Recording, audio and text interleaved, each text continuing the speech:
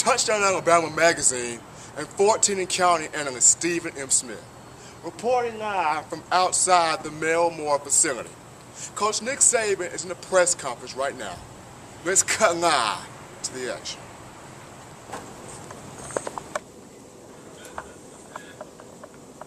You know, after watching the film, I was really pleased with some of the areas that we made progress in, you know, as a team. Up at Arkansas, first of all, I thought we competed well in the game. Tough circumstance, being on the road, not good weather conditions. Knew that we would have to persevere, you know, sort of an emotional surge, you know, in the beginning of the game, which we were able to do. And, you know, I thought as the game went on, played better and better, which was good, that we could keep our poise and stay focused. And I still think that, you know, we always see things that we can improve on. We probably had few too many penalties in all areas. Still need to continue to work on developing the kind of consistency in some areas of our game, whether it's the passing game or, you know, I really was not pleased with how some of the backup players, you know, sort of when they got an opportunity to play, what their readiness was to play. I know nobody really cares about this, but, you know, for young players to learn how to prepare for a game and how to motivate themselves for a game, and for the older players to take some of the responsibility for helping them do that is probably an important aspect of developing your team. And that's something that we definitely need to sort of get the young guys, and maybe this experience will help them understand that. But, you know, being average is contagious. I think I said this after the game. If you demand more of yourself, you get more. If we went out and asked some 12-year-old kid, what do you need to do to improve on, he'd probably have to sit there and think for a half hour, 45 minutes about something that he can improve on.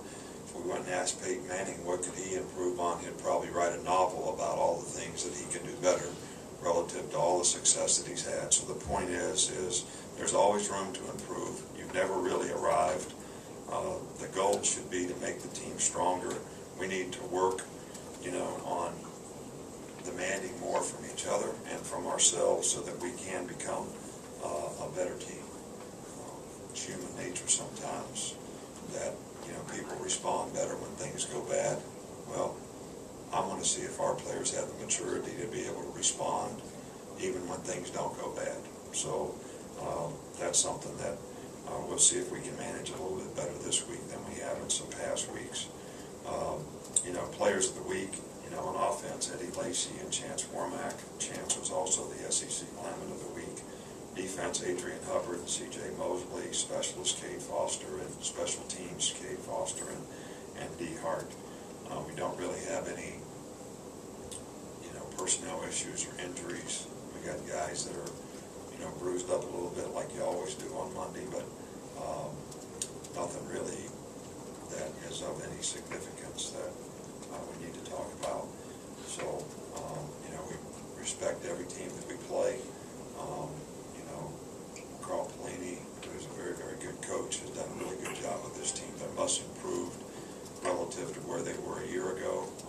And I think the way they played against Georgia last week sort of shows that, being 14-14, you know, in the second quarter, and moving the ball and creating lots of problems. And guys play hard and they're well coached, and we certainly need to respect them and focus on what we need to do to improve as a team.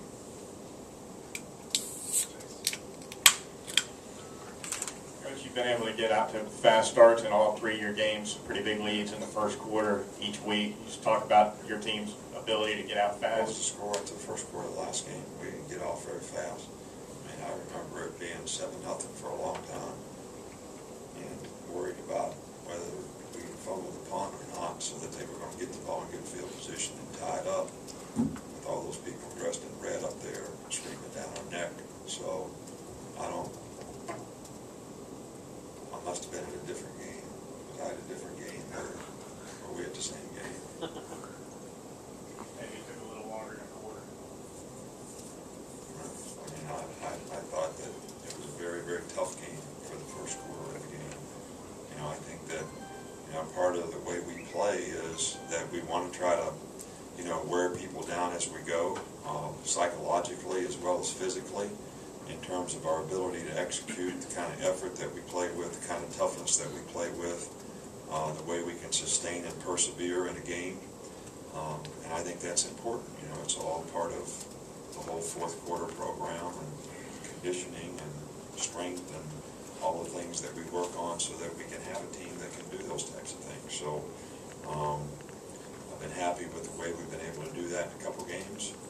I didn't think in the second game we played particularly well in any aspect, and not even in the second half. So,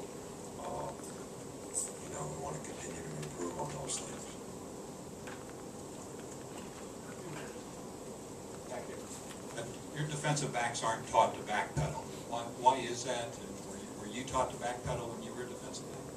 They're taught to backpedal. They all can backpedal. You come to practice every day, they backpedal an individual. They backpedal sometimes in their plan.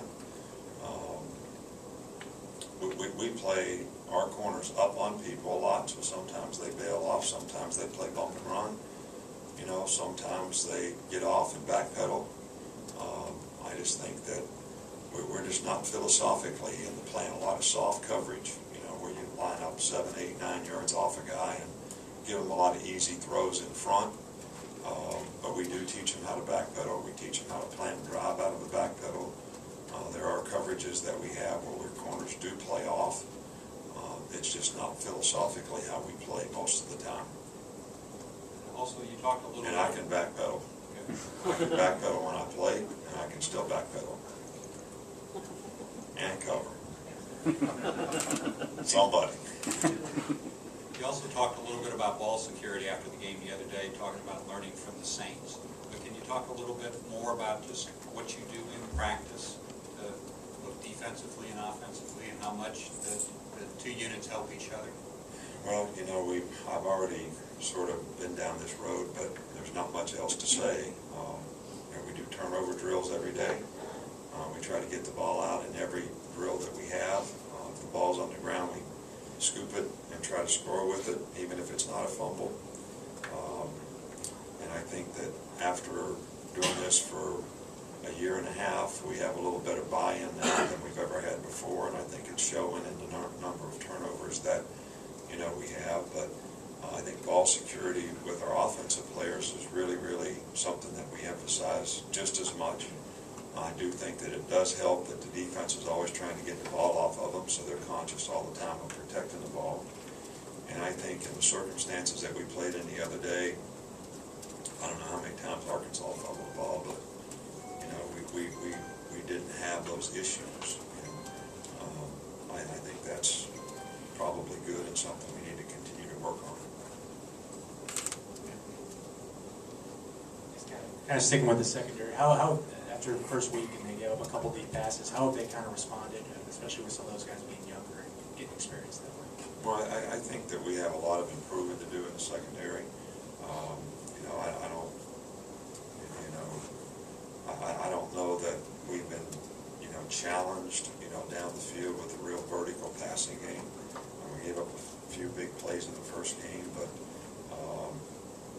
we're going to see a lot better quarterbacks, a lot better skill guys, down the road, and I think the players need to prepare for the various things that we're going to see, and we need to improve the way we do it. Eye control, discipline, run support, tackling, as well as ability to cover and get off the field on third down are all areas that we can improve on.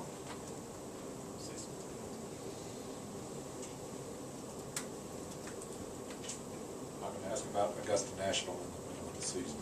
But do like to share. I didn't even know I just went with the pants. Could you give us an update on Justin Fowler, if he's had his surgery? Yeah, he had his surgery last Thursday, and surgery went well.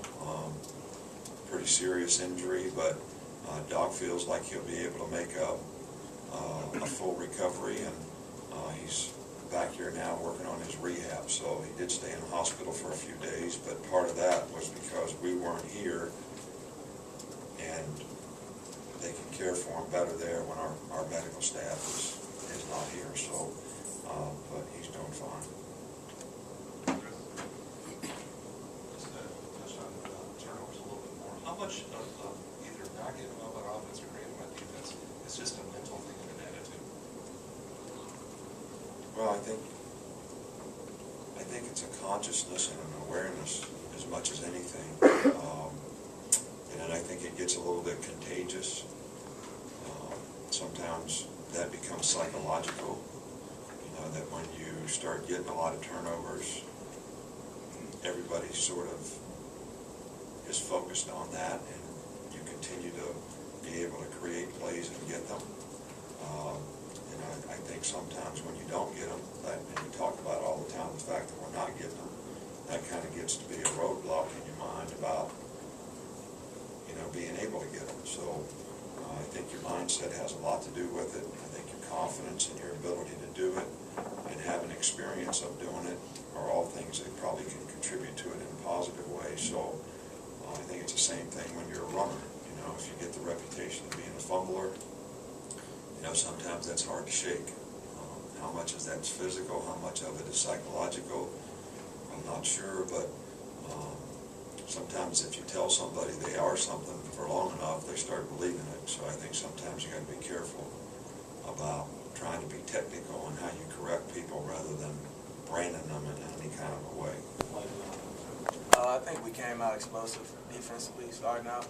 I think the offense kind of slowed up at the beginning of the game.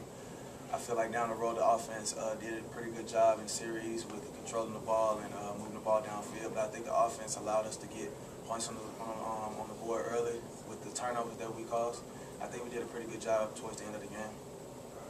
How good does it feel to be a real key factor in this offense right now? It feels pretty good, but you know, I'm really proud of the team on how we're motivating the younger guys and trying to push the younger guys along, trying to get them to learn their craft. I think that the special teams has done a great job with Kay Foster with his kicking ability. I think team all around, we're doing a great job leadership-wise. Coaches are doing a great job with the team. I feel like that's just motivation for you to go out there and be the best you can be. The Christian offensively, the balance you've been able to get, you got so many threats out there. How critical is that to kind of keep that going so teams really have a hard time defending it? Right. I mean, that's one of our keys that we have. That's one of the great things that we have on this team is a lot of positions and a lot of guys at different spots on the team that can be explosive at any time of the game.